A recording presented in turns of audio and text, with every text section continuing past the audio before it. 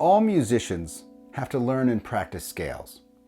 I think as guitar players, we can get away faking it for a while, maybe even for a few years. But if you want to make the transition from being a guitar player to a musician who plays guitar, you really have to get in line with this and practice scales. Keys come from scales. Chords come from scales. All melodies are built using scales. The way we learn scales as guitar players is very linear.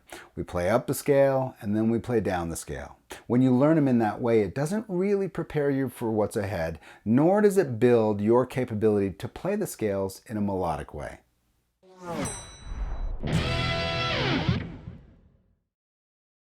Welcome back to the channel. My name's Chris. Today you will learn scale sequencing.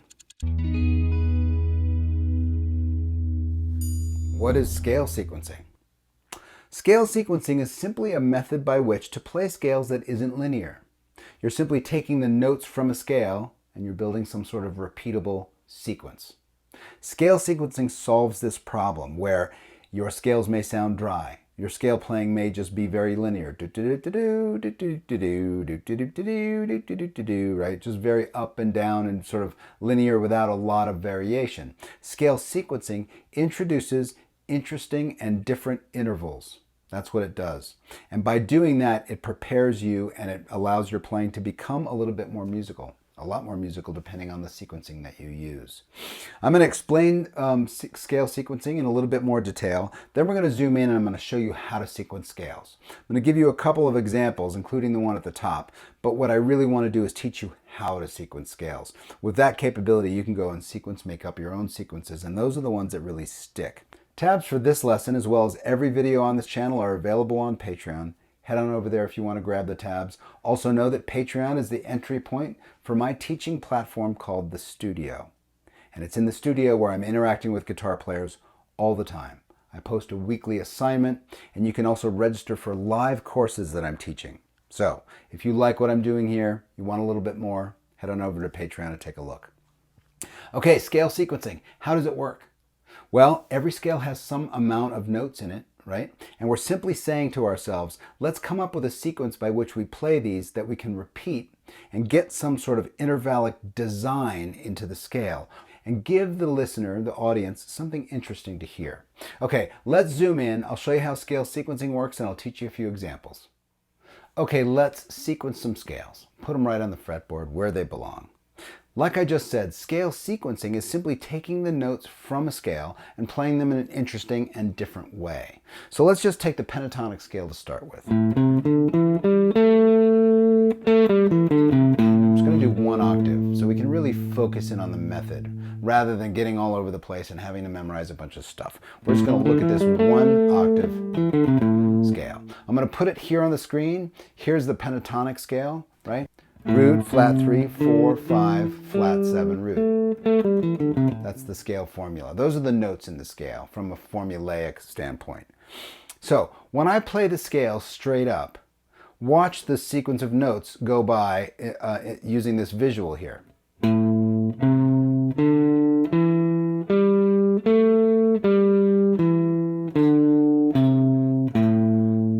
Right? Just straight up. And then we go straight back down. When I introduce a sequence, I'm just going to say, I'm going to play 3 notes in a row, and then I'm going to start on the second note of the scale and play 3 notes in a row. Here, let me just show you what I'm talking about. So instead of playing all the way up the scale, I'm going to play 3 notes, then I'm going to go to the second note and play that same idea, that same pattern, the same sequence from this note, and play 3 notes up from there. Then I'm going to the third note and do the same thing. Watch the visualization of how this happens. Right?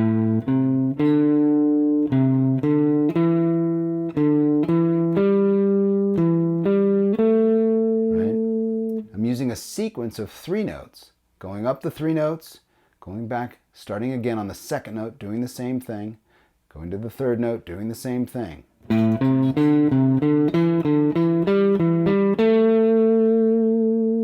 Take this out to its logical conclusion and do it descending as well. When you map this kind of thing to an entire fingering in a entire position, it sounds like this.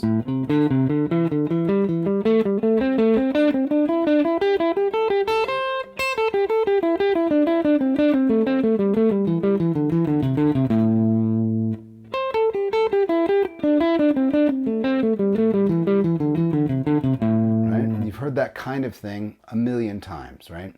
These sequences, the way of resequencing these notes, gives you some intervallic interest, right? It's not just linear. It gives you something to think about. That kind of thing, you can do any sort of sequence you want. You can do 4 notes in a row.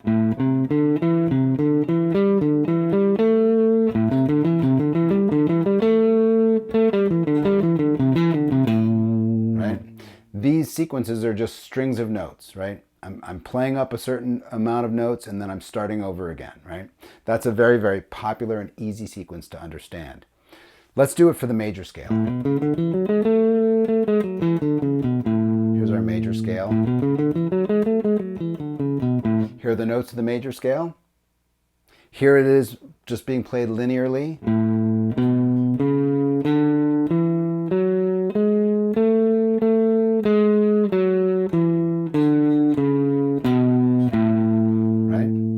If I do that same idea, let's play 3 notes in a row. So I'm going to play a sequence of 3 notes, then I'm going to start from the second note, play a sequence of 3 notes, etc. Here's what it looks like.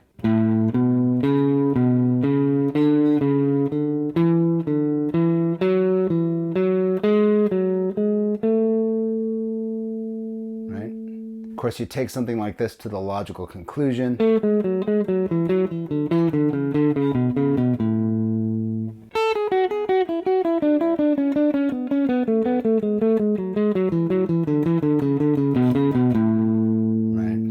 You're suddenly getting some sort of intervallic interest into your playing, into your scalular playing, which, you know, these ideas and these sequences have been used for centuries to create melodies. So it's an important thing to internalize and to get under your fingers. It makes your scales sound more melodic, more musical. Now, there's another type of sequencing where you skip notes, right?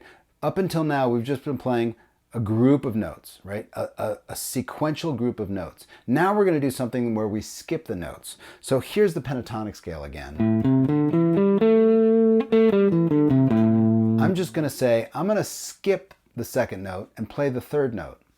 So instead of this, I'm going to skip this note and I'm just going to play the third note, which happens to be right on the next string. Now I'm going to go to the next note in the scale, skip the note right after it and play the third note. Right? Here's what that sounds like.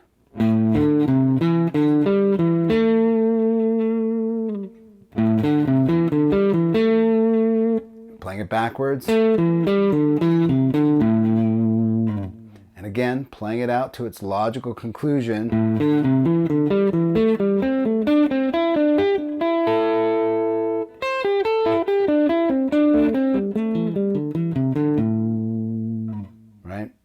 Skipping a note, right? Now the sequence is designed to skip a note, and now we're introducing very interesting intervals.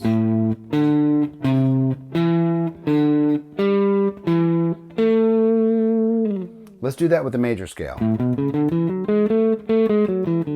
Here's our major scale. Same idea, we're going to skip the next note, right? Go to the third note in the scale. Then we're going to go back to the note we skipped and do the same thing. We're going to use that as our sequence, skipping a note. I'm going to skip this note, go to this one instead.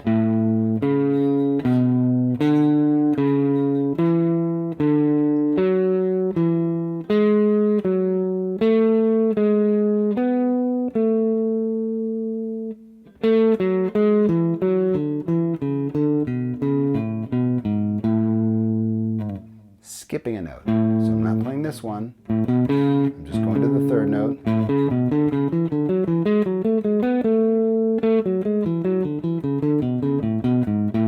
You've heard that kind of thing a million times, right? So that's scale sequencing where you skip an interval, right? Now you're introducing wider intervals. That's a third. These are all thirds. right? So now we're using interesting intervals and bringing some real sort of, melodic or intervallic bounce into the scale.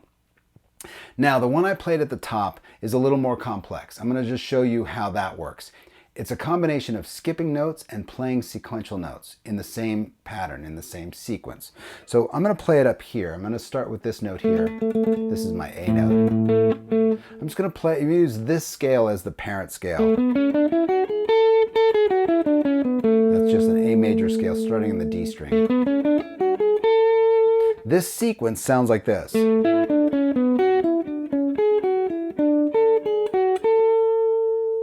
Now, it's an interesting sequence, right? Listen to that.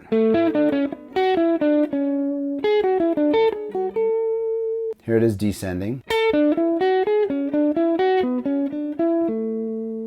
So the idea here, the sequence is very interesting. I'm playing the first note in the scale, but I'm going to go all the way up to the fifth note in the scale as the second note I play. And I'm going to descend the scale back towards the root.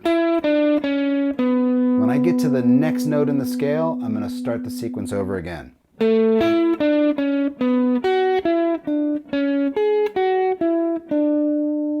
Right? So it's a compound sequence. I'm skipping notes and I'm playing sequential notes in the same sequence.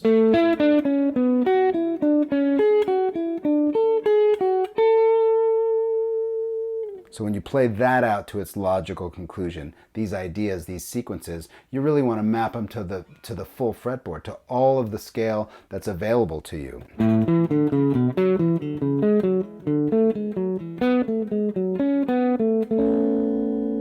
Right? You want to map it all to the entire fretboard, so it's not just in one spot.